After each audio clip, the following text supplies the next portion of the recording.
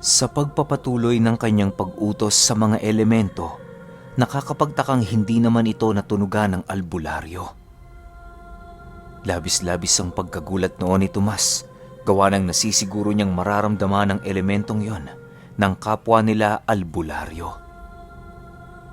Ang taglay na sabulag lang kasi ng kanyang sinugo ay para sa mga nilalang na nasa panig ng kaliwa. Dahil sa mga pangyayari, nagkaroon siya ng haka-haka na maaaring peke ang pinagmamanmanan niyang nilalang. Sa ilang araw niyang pagmamasid, hindi niya inaasahan ang pagbalik ng pasyenteng minsan niyang ginamot. Pagbungad nito sa kanyang harapan, kitang-kita ni Tomas ang labis nitong pangangayayat sa kabila ng proteksyong inilagay niya rito.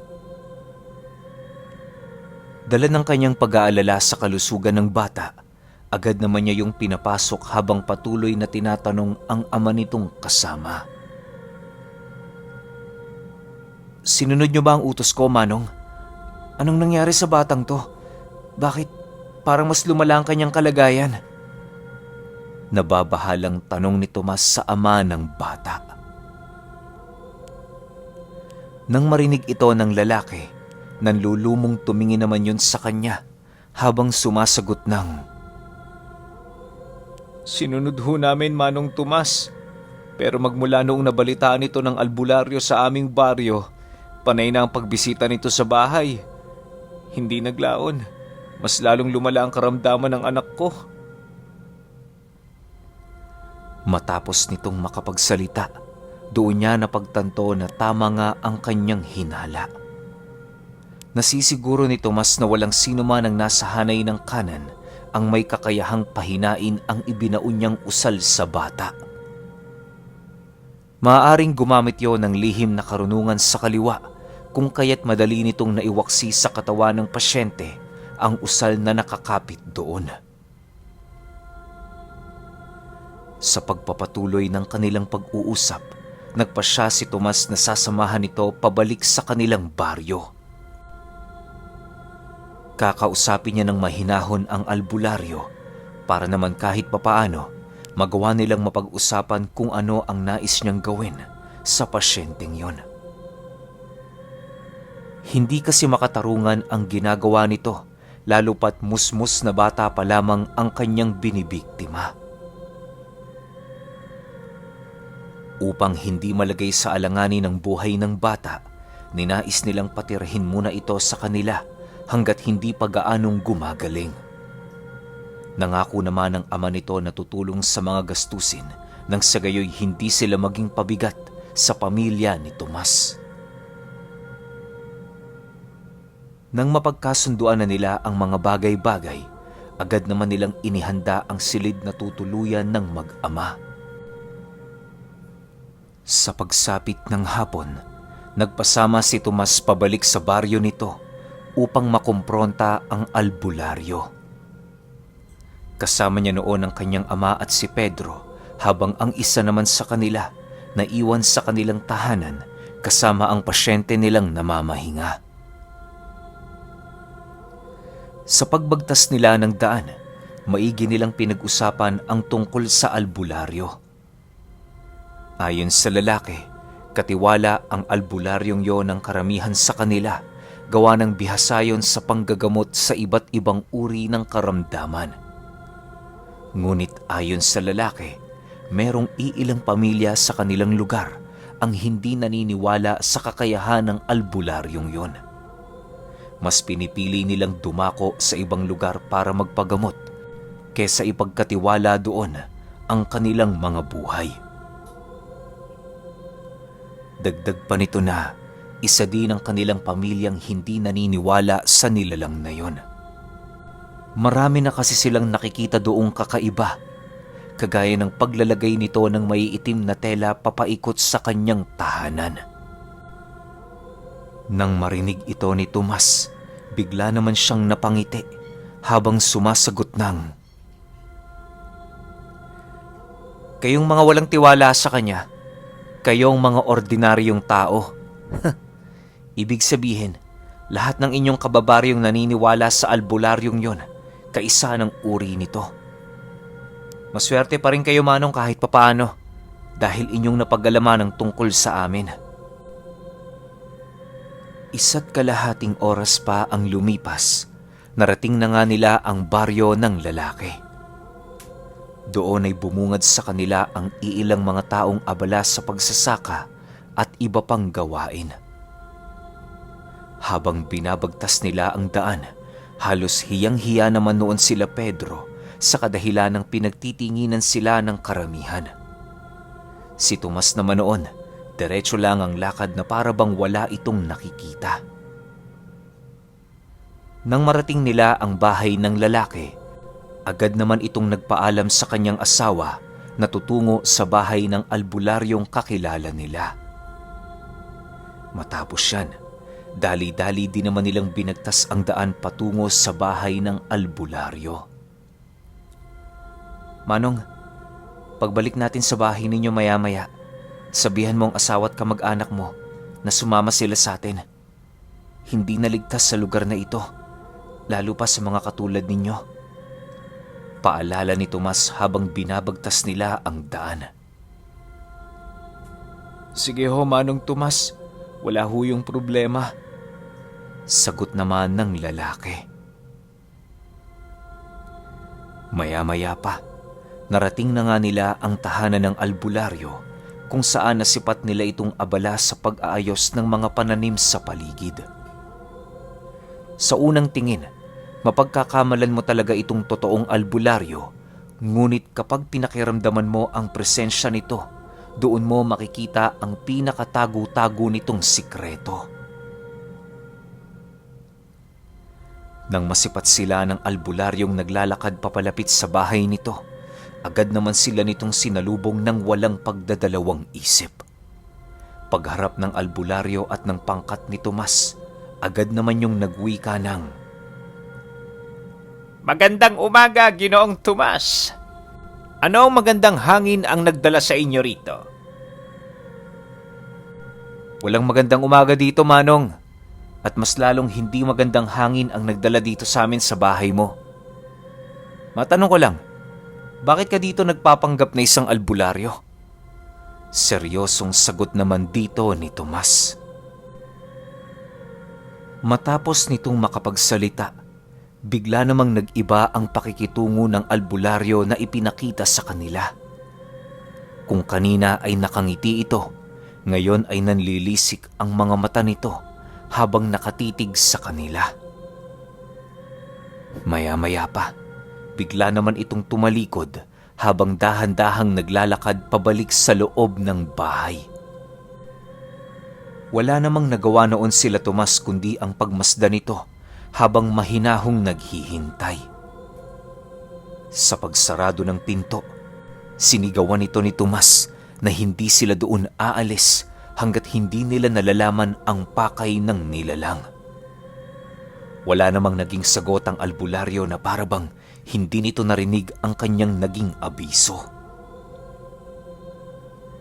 Ilang oras pa ang lumipas, nanatili pa ring naghihintay doon sila Tomas.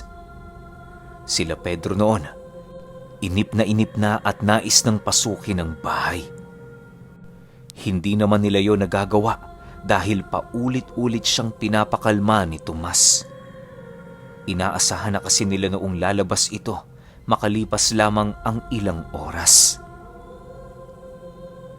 Habang patuloy na nananatili ang katahimikan sa paligid, bigla naman silang natigilan sa kanilang pag-uusap nang makarinig sila ng mga mahihinang pag-usal na nanggagaling sa loob ng bahay. Nakakabingi yon sa kanilang pandinig sa kadahilan ng usal yun sa kaliwa. Maya-maya pa, bigla naman silang napatingin sa likurang bahagi na kanilang kinaroroonan nang maramdaman nila ang mga mahihinang yapak ng mga panauhin na dahan-dahang lumalapit. Pagsilay nila sa buong paligid, bumungad sa kanila ang iilang kababaryo ng lalaki na nakatayo habang nakatingin sa lupa. Ilag na ilag ang mga mata nito sa kinaroroonan ni Tomas na para bang hindi sila doon makasilay ng diretso. Dahil sa pangyayaring yon, buong tapang naman nilang tinanong ang mga panauhin sa kung anong nais nila sa lugar. Subalit nakailang tanong na noon sila Tomas, wala pa ring sumasagot sa mga ito na para bang walang nakakarinig ng kanilang mga katanungan. Mga Ginoo, kung ayaw nyo ng gulo, mas mabuti sigurong umalis na kayo rito. Wala kami ditong ibang pakay, kundi itong demonyong albularyo na nagkakalat ng salot sa lugar ninyo. Wika ni Tomas sa mga panauhin. Nagkakamali ka. Hindi salot ang kapatid naming yan. Siya ang nagbibigay ng lakas sa amin. Sino ka para husgahan ang kanyang pag-iral sa lugar na ito? Sagot naman ng isa sa mga panauhin. Dahil sa sinabi nito, bigla namang napaupo ang lalaking kasama nila dahil sa labis na takot. Pagsilay doon ni Tomas, agad naman niya yung itinago sa kanyang likod upang hindi yun matigalpo ng mga nilalang. Sa puntong yon, wala na silang ibang pagpipilian kundi ang makipaglaban sa sinumang nangangahas na ipagtanggol ang albularyo. Sa pagpapatuloy ng kanilang pakikiramdam, kitang-kita nila Tomas ang hindi paggalaw ng mga nilalang. Maya-maya pa, bigla namang bumukas ang bahay ng albularyo at kasabay nito ang pagbungad sa kanila ng dalawang mag-asawa na seryosong nakatitig sa kanila. Nakasuot ang mga ito ng mga kwintas na merong palawit na isang batong kulay itim na pabilogang disenyo. Ang asawa naman ng albularyong yon ay nakatago ang pagmumuka na para bang ayaw nitong magpakilala sa pangkat ni Tomas. Dahil sa mga bagay na kanilang nakita, inakala nila noong makikipaglaban ng patayan ang mga nilalang na yon. Subalit ilang minuto pa ang lumipas, bigla naman siyang niyaya ng albularyong pumasok sa loob ng bahay nito. Ayon sa nilalang, upang maiwasan ang anumang digmaan, idadaan na lamang nila ito sa pamamagitan ng duelo. Espiritual na kumbate ang naisip nitong paglabanan nila Tomas, gawa ng yon ang pinakamalakas na antas ng kapangyarihan ng albularyo. Hindi naman niya ito inatrasan sa kadahilanang naniniwala siya sa kanyang taglay na kakayahan. Sa pagpasok ni Tomas sa loob ng bahay ng albularyo, iniwan niya ang kanyang ama at si Pedro sa labas nito. Yun kasi ang gusto ng albularyo upang masigurong walang tutulong sa kanila pareho. Nang makapasok na siya sa loob ng bahay nito, bumungad sa kanya ang napakaraming kandilang itim na nakasindi sa buong paligid. May iilan din siyang nasipat na mga dugo ng hayop sa dingding na para bang isinaboy ito doon. Pagsilay niya sa itaas na parte ng bahay, doon bumungad sa kanya ang simbolo ng Satur na nagpapawalang bisa sa kapangyarihan ni Numan. Kaya pala ang lakas ng loob mong hamunin ako. Meron ka na palang inihandang regalo rito. Wika ni Tomas sa albularyo. Huwag kang tumawag, Ginoo. Sinisiguro ko sa iyo, hindi nakakatuwa ang lugar na kinalalagyan mo. Maya-maya lang, tinitiyak kong iiyak ka na. Seryosong sagot naman ito sa kanya. Dahil sa sinabi ng albularyo, tanging pananahimik na lamang ang nagawa ni Tomas. Maya-maya pa, bigla namang pumasok sa kanyang isipan ang tungkol sa nilalang na may hawak ng libro. Itinanong ito ni Tomas sa albularyo sa pagbabaka sakaling meron itong nalalaman. Nga pala, Manong, bago tayo mag-umpisa, gusto ko lang malaman kung ano ang makukuha ko sa iyo kapag nanalo ako sa duelo. Hindi naman kasi pabor lang sa inyong bagay na ito. Kinakailangan din may benepisyo ako para naman hindi masayang ang aking oras at sakripisyo. Wika ni Tomas sa kanyang katunggali. Sa tono ng pananalita mo, mukhang sigurado ka ng ikaw ang mananalo. Bueno, kapag natalo mo ko, alis dito ang lahat ng aking mga kaibigan at kapatid. Ang matitira, mga ordinaryong tao na lamang. Sasagutin ko din ang lahat ng katanungang hinahanapan mo ng sagot.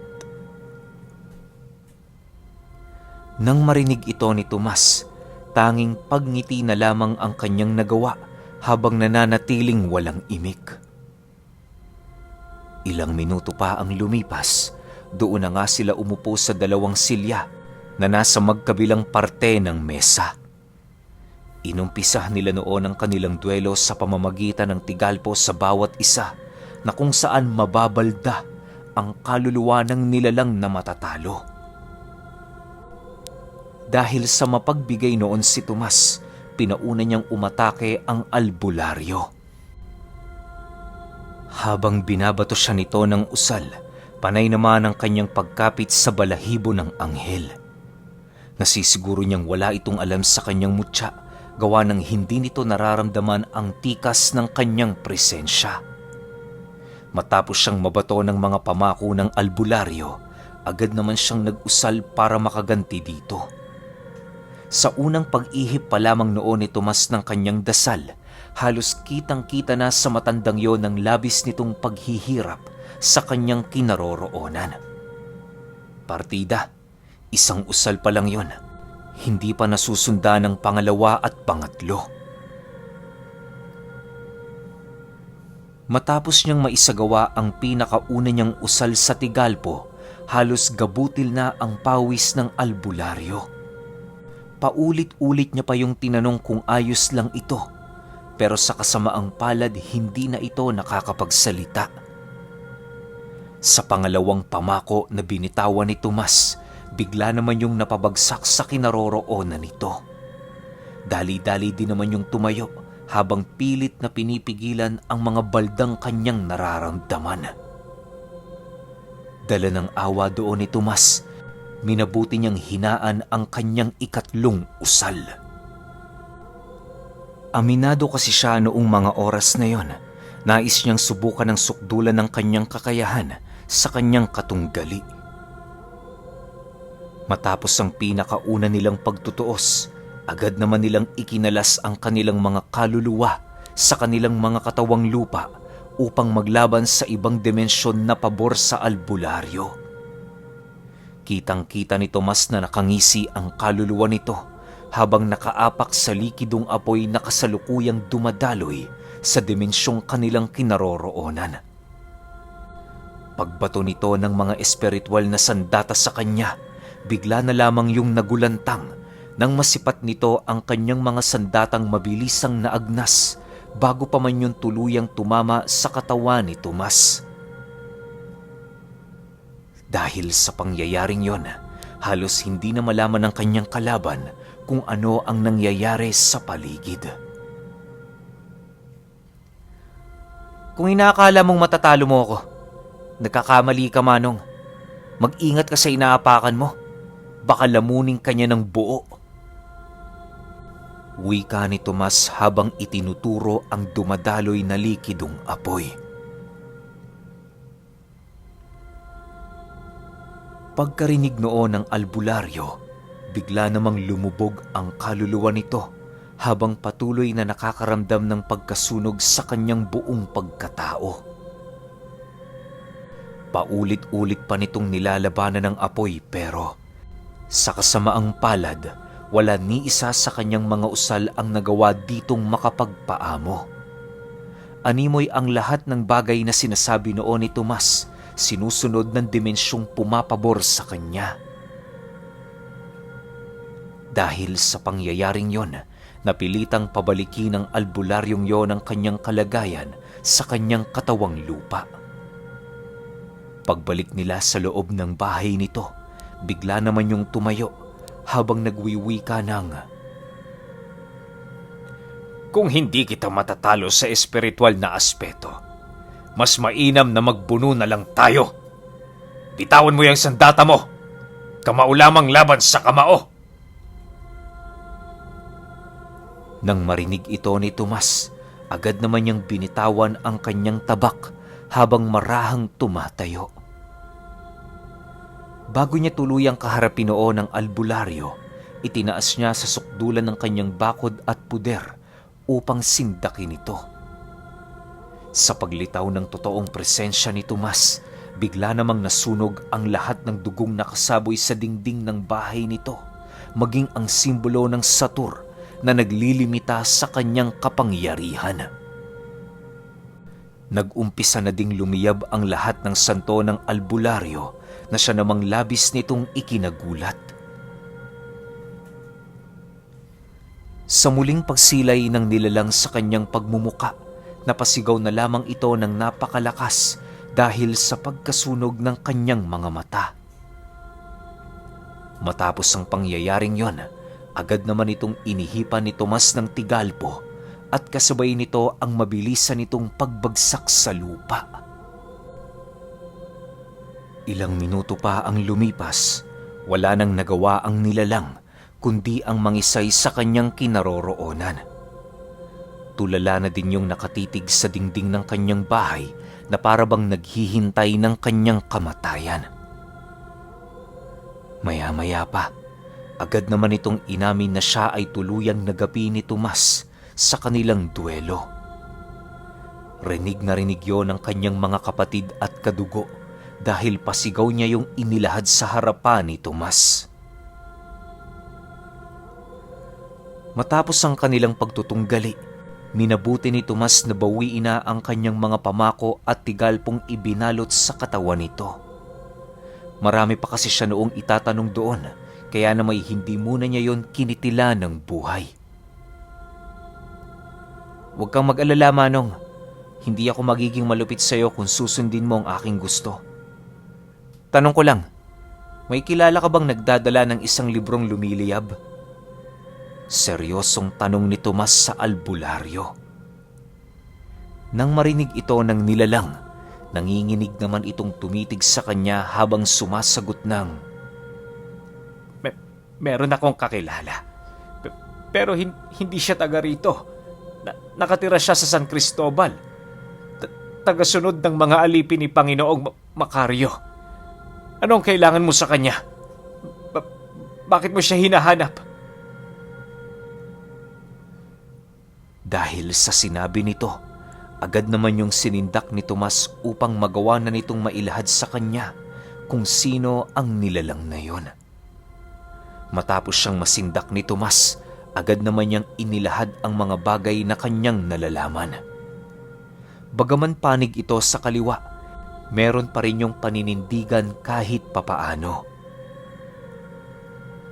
Ayon sa albularyo, na kung hindi siya nagkakamali, ang hinahanap nila Tomas ay ang nilalang na nagngangalang Galasiano. Isa ding albularyo na kinupkop ang kapangyarihan ng demonyo. Dagdag pa nito na kung hindi siya nagkakamali, nasa edad 100 taon na ang nilalang na yon. Nanggaling din ito sa lugar nila Tomas, ngunit walang nakakaalam sa eksakto nitong pagkatao. Marami din ang naging sabi-sabi na naging demonyo si Galasiano dahil sa pagmamalupit ng iilan sa kanyang mga kababaryo. Mabait na tao ang nilalang na yon, ngunit nasagad ang kanyang kabutihan ng mga masasamang loob na nakapaligid sa kanyang pamilya. Matapos itong marinig ni Tomas, mariin naman niyang tinanong ang albularyo ukol sa eksakto nitong kinaroroonan. Subalit maging ito man, walang ideya kung saan namamahay ang nilalang na nagngangalang Galasiano. Wala akong alam kung nasaan siya. Tandaan mo, wala pa ako napapatunayan sa lugar na ito. Para sa pangkat ni Galasiano at ni Macario, isa lang akong kutong lupa na naghihintay na matiris sa mundong ito. Wika ng albularyo. Nang marinig ito ni Tomas, wala na siyang nagawa kundi hayaan ang albularyo. Upang masulit naman niya ang kanyang pagtatanong, muli siyang kumalap ng detalye doon ukol kay Macario at sa iba pang nilalang na nasa ilalim ng pamamahala nito. Pagkarinig ng albularyo sa kanyang tanong, paulit-ulit naman itong humalakhak na para bang isang katawa-tawang bagay ang kanyang inilahad. Sigurado ka ba dyan sa tanong mo? Alam mo ba kung bakit wala pang nakakakita kay Panginoong Macario hanggang ngayon? Hindi yun dahil sa nagtatago siya sa bundok. Bagkus ay dahil yon sa kanyang kapangyarihan. Tandaan mo, kumpara sa kanya ikay isang hamak na nilalang lamang. Huwag mo na siyang tangkain pang hanapin kung nais mong tumagali ang buhay mo.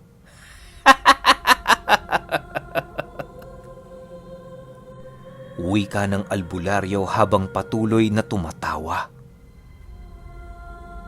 Matapos nitong makapagsalita, bigla naman noong naantala si Tomas nang masipat niya ang bubong ng bahay ng albularyo na unti-unting nilalamo ng apoy. Pagramdam niya na babagsak na ang mga pawid, mabilis na naman siyang lumabas ng bahay para mailigtas ang kanyang sarili. Sa isang iglap lang, nilamo ng dambuhalang apoy ang kabuuan ng tahanang yon.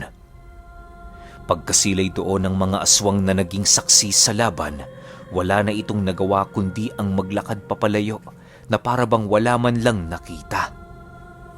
Maging ang asawa noon ng albularyo ay hindi na tumingin sa dating bahay nila na para bang wala na itong memorya ukol sa albularyo na minsan niyang nakasama. Sa pagbalik ng katahimikan sa paligid, minabuti nila Tomas na pagmasdan ng pagkatupok ng bahay bago tuluyang iwan ng lugar. Habang nilalamon ito ng nagniningas na apoy, nakitang-kita nila ang katawan ng albularyo sa loob na nagpupumilit lumayo. Subalit dahil sa tindi ng pagkasunog ng katawan nito, hindi naglaon, binawian din yon ng buhay. Bago pa man sumapit ang takip silim, dahan-dahan na nilang binagtas ang daan pabalik sa kanilang baryo. Kampante noon sila Tomas na wala nang mangyayari sa bata, gawa ng napatay na nila ang may gawa ng sakit nito. Subalit ilang minuto lang noon ang lumipas, bigla naman silang natigilan ng masipat nila sa kanilang dinaraanan ang isang nilalang na nagbubuklat ng nagliliyab na libro. Okay, ayan na, mukhang makakaharap na ni Tomas si Galasiano Pero ang angas no? Parang top 2 siguro to sa makapangyarihan sa lugar ng Cristobal kasi nakakatawid siya ng bundok Tapos may nabanggit din sa kwento na parang parehas sila ng lugar ni Tomas, di ba? Pero para wala na tayong maraming para-para o kung ano-ano pa, sunod kaagad natin yung 20. Nga pala, malapit nang matapos to kaya paantabay na lang ako. Yun lang. Salamat.